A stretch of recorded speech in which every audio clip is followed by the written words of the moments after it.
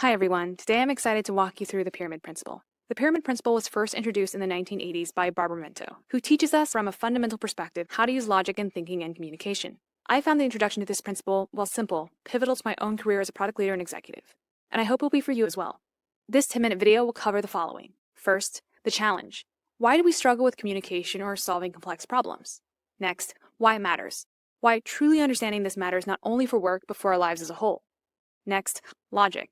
How do we process information clearly so that we can even identify the key message we want to deliver? And then lastly, delivery. Once we have a message, how do we communicate it in a way that it can be received? We've got a lot to cover in 10 minutes, but don't worry, I'll guide you through it. So without further ado, let's get into it. See you in the next video. Part 2. The challenge. Have you ever forgotten your shopping list and tried to remember what you wanted to buy as you were aimlessly wandering the store? Or started a conversation that went on so many tangents that you forgot what you were discussing to begin with? Or better yet, what's on your to-do list today? As humans, it is notoriously difficult for us to hold multiple thoughts in our minds at once.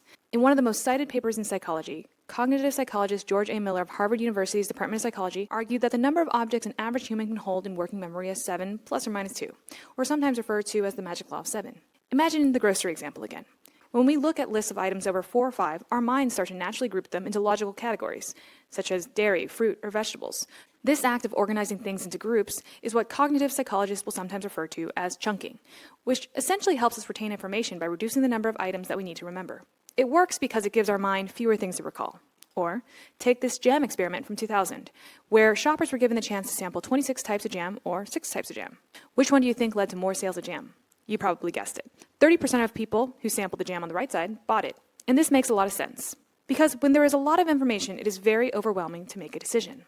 For leaders especially, who need to make good decisions, protecting mental capacity is paramount. Obviously, the slide is extreme. Steve Jobs with the turtlenecks, Obama with the blue-gray suits, Zuck with the gray t-shirts. Me, not switching out my wardrobe anytime soon, but it shows the importance of focus. I'm sure engineers who are watching this will immediately recognize the pain of split focus as context switching. No matter the science, I think we can all collectively agree that we have a limited amount of mental energy. And as the volume of information grows around us, it becomes even more important for us to be able to learn how to distill the insights that matter. Simply understanding this concept is already going to dramatically change how you communicate and make decisions. Now, let's talk about why this really matters. See you in the next video. Part 3.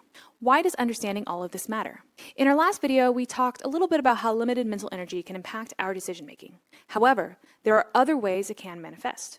At work, for example, it can be hard to find the point with multiple ideas and slacks coming at you at once. Or, people may simply ignore you when they aren't clear on the importance of a message. And lastly, you may also find limited mental energy creeping up in the form of snap judgments, knee-jerk reactions based on assumptions from past experiences. Let's go even deeper.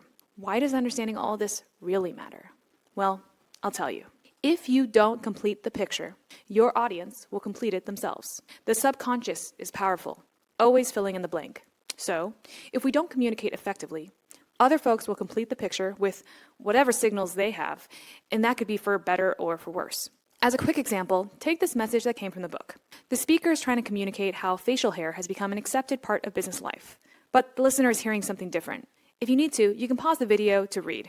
And keep in mind, this example is probably a little bit outdated, but you get the picture. And this leads me to one of 𝗵𝗵𝗃's quotes from the book. To sequence ideas so that the mind has to go backwards and forwards to make connections is simply bad manners. And most readers react by refusing to do so. You're asking your listener to do extra work, and most won't do it. But clarity doesn't just respect your audience's time, it respects your own. Life is short.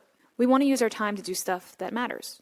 That could be creating art, creating impact, connecting with each other, leaving a legacy. But what that isn't is talking in circles. It's not running in circles. And it's not burnout. And burnout is often the result of not having a sense of direction, feeling like we're working on things that don't truly matter, or we're not appreciated for the work that we're doing. And a lot of this can be driven by a lack of communication, because we aren't properly connecting the work that we're doing to the purpose of our work or our greater values. From individuals to leaders, all of us being able to practice better communication allows us to better connect to what's truly meaningful to us. So let's get into how to solve this. See you in my next video. Part 4, Logic. Part 4, Logic.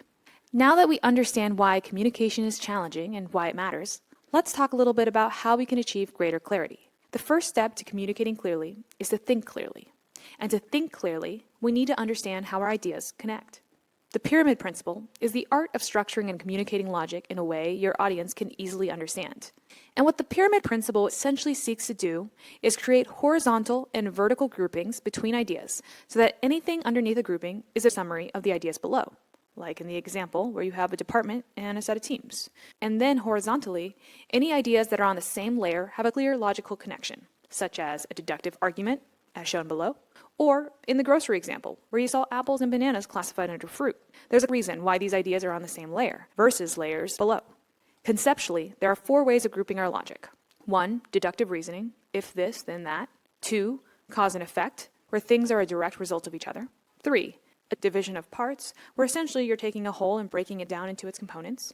And then lastly, which is a very common approach to logical grouping, is categorization of like things, which is where all the things in the group have some sort of shared attribute, such as they are all steps to fix a problem, or all reasons for why dogs are great pets.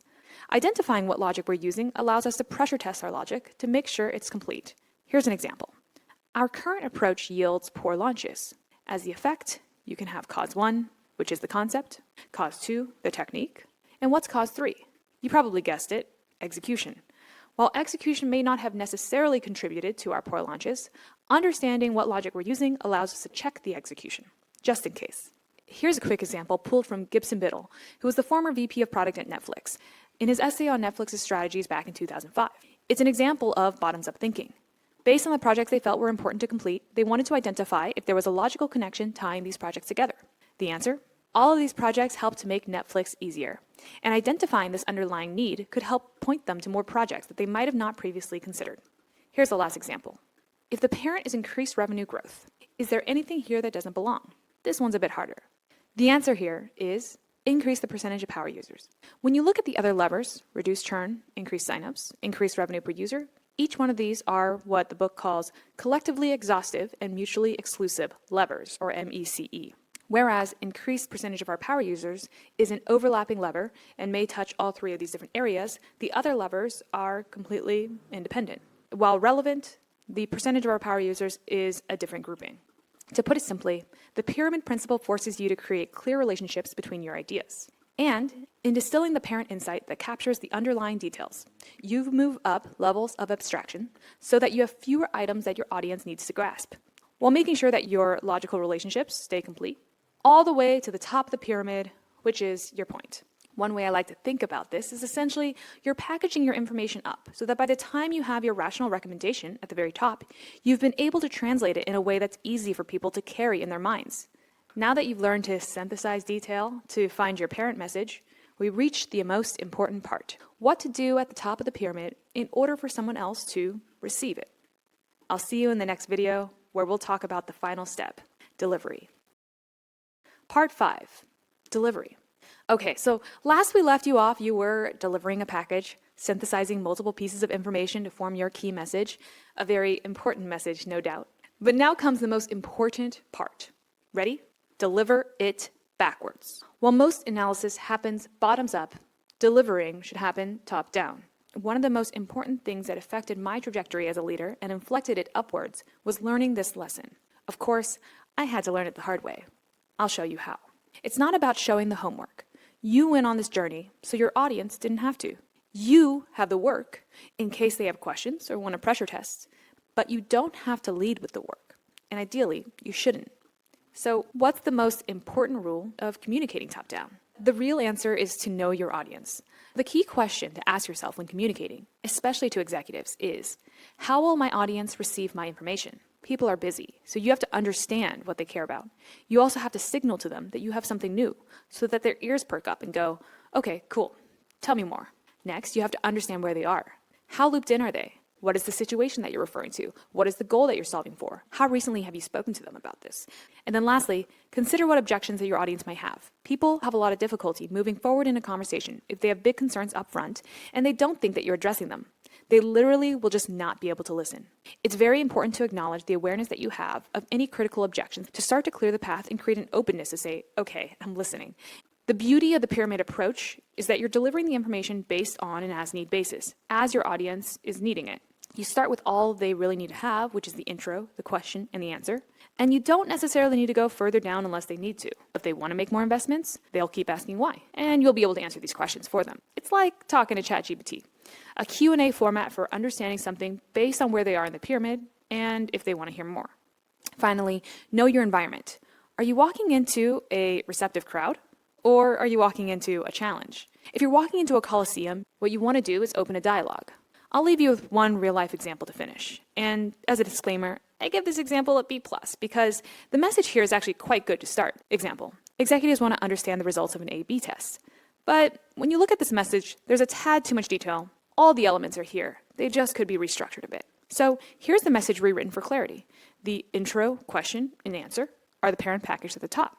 And the deductive reasoning to get there is one layer down. I could go through more examples, but you probably have a lot of exciting things to get to with all the free time you'll soon have with clear logic and communication leading the way. If you got to this mark, thank you for your time and openness to listen. These lessons truly made a difference in my career, and I hope they will in yours as well. If you found this helpful, drop me some love in the comments, and if you have any questions on the video, I'll make sure to respond. Also, don't forget to check out 𝗲𝗵𝗻 to find my newsletter, or follow me on LinkedIn, Lucy Liu, for more practical advice and holistic inspiration for the ambitious leader. All the links are down below.